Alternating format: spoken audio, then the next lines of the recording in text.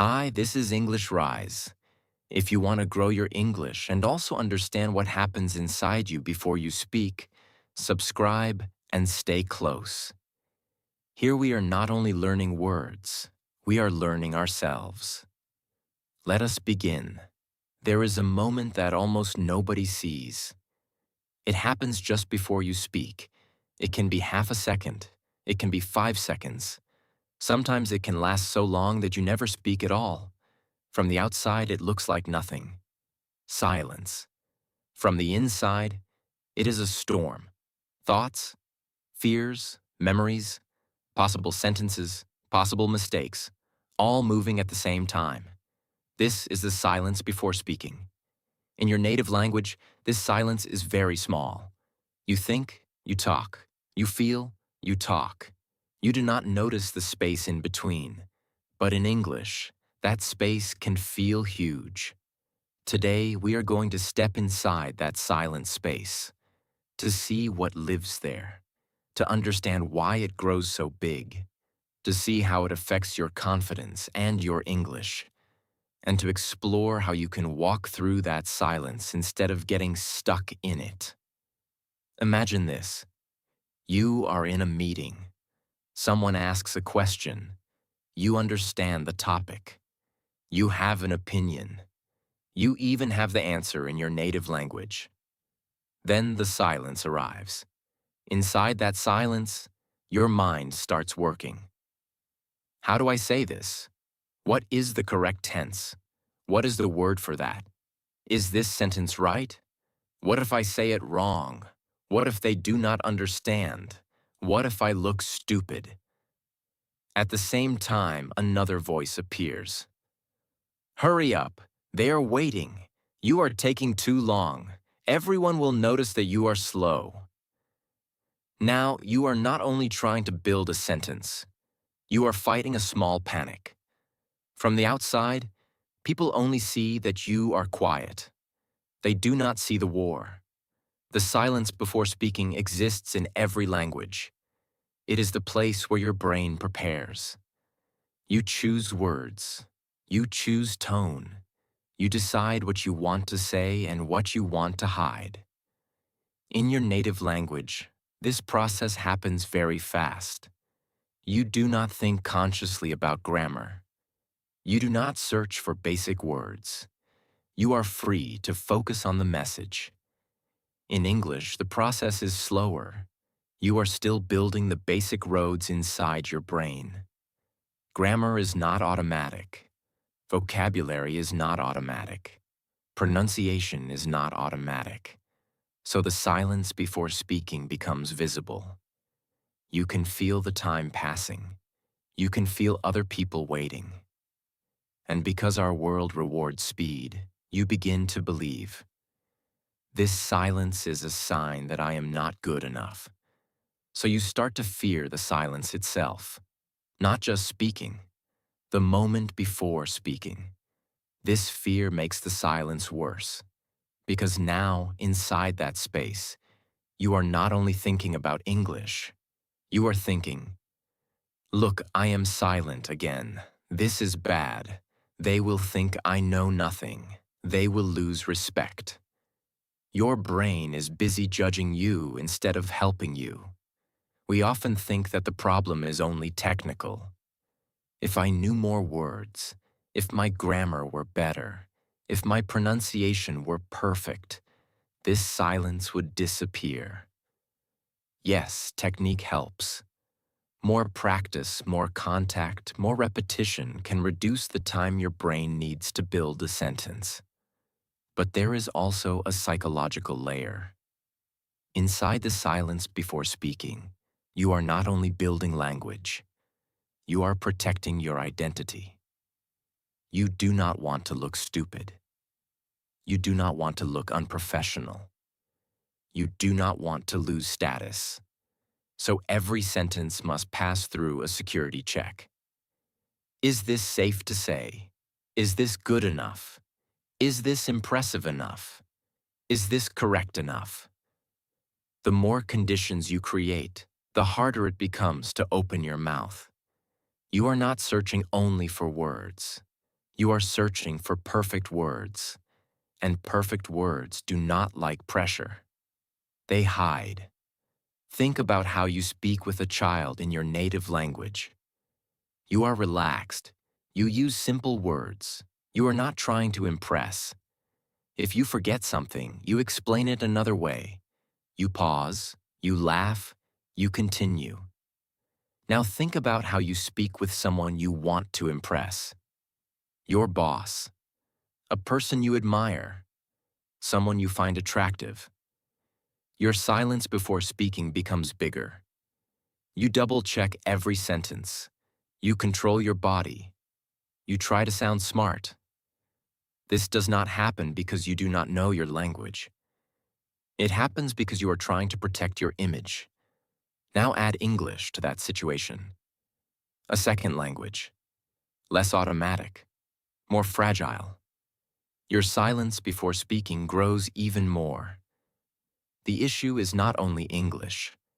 It is your relationship with risk, with being seen as imperfect, with being seen as still learning. There is a second element inside the silence before speaking. Your memories. Every time in the past that you spoke and felt bad, your brain remembers. The time in school when people laughed. The time in a meeting when someone corrected you in a cold way. The time you did not understand and people became impatient. The time you felt your face become red. All these moments live in your nervous system. So when you are silent now, preparing to speak, you are not entering a neutral space. You are entering a room full of ghosts. Ghosts of old embarrassment. Ghosts of old shame.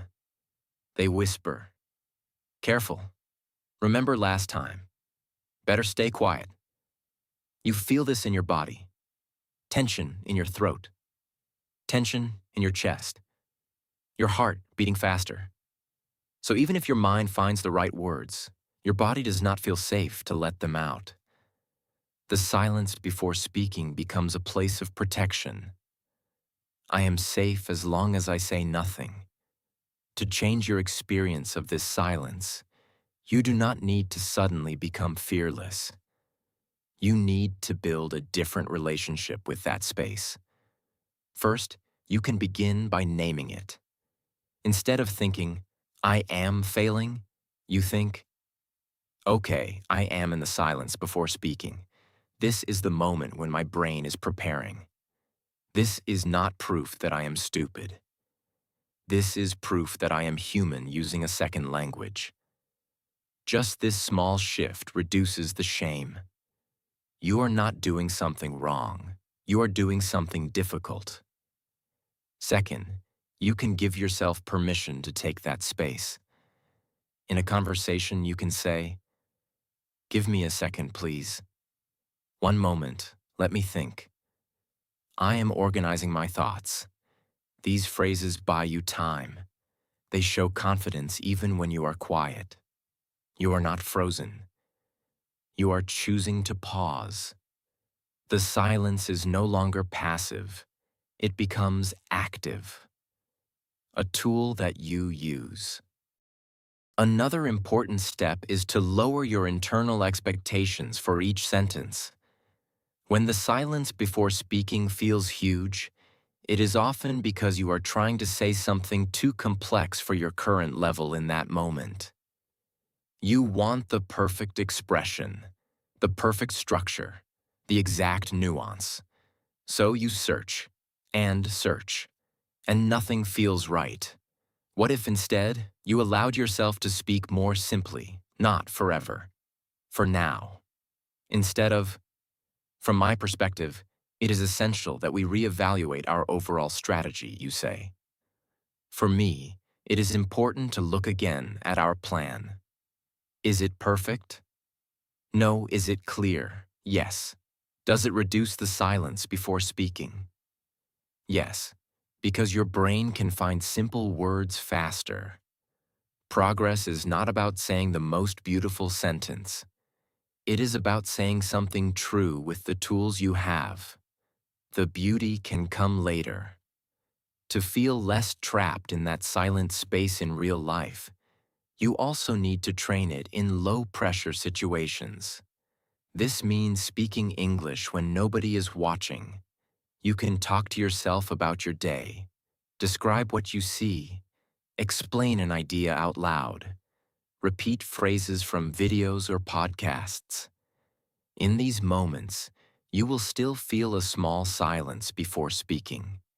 Your brain still needs a second to prepare. But because there is no audience, no boss, no judgment, your nervous system feels safer. You can observe how your mind searches for words without the extra fear. This is like practicing a sport without an audience. You build muscle memory. Then, when it is time to play for real in a meeting or conversation, your mouth already knows some of the movements. The silence is still there, but shorter. There is also something beautiful hidden inside the silence before speaking. It is the place where you decide who you want to be in that moment. Before you open your mouth, you have a tiny chance to choose. Will I speak with respect or with anger? Will I say something honest or something fake? Will I stay small or will I take a little space? Most people go through this moment without seeing it.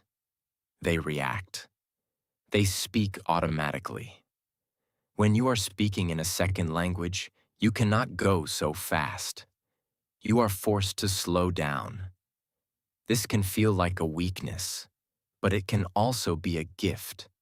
It can make you more conscious of your words, more intentional, more careful with what you say. You do not have the luxury of speaking carelessly. So maybe this silence, this delay, is also an invitation to be deeper, not only more fluent. Let us talk about a very common fear, the fear of other people's patience. Many learners say, I do not want to make people wait. I feel like I'm wasting time when I take too long to speak in English. So they rush. They pressure themselves. They try to speak faster. The silence before speaking becomes a problem to hide.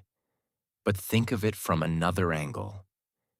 When you speak with someone in your native language who is not fluent and they pause to find words, do you hate them?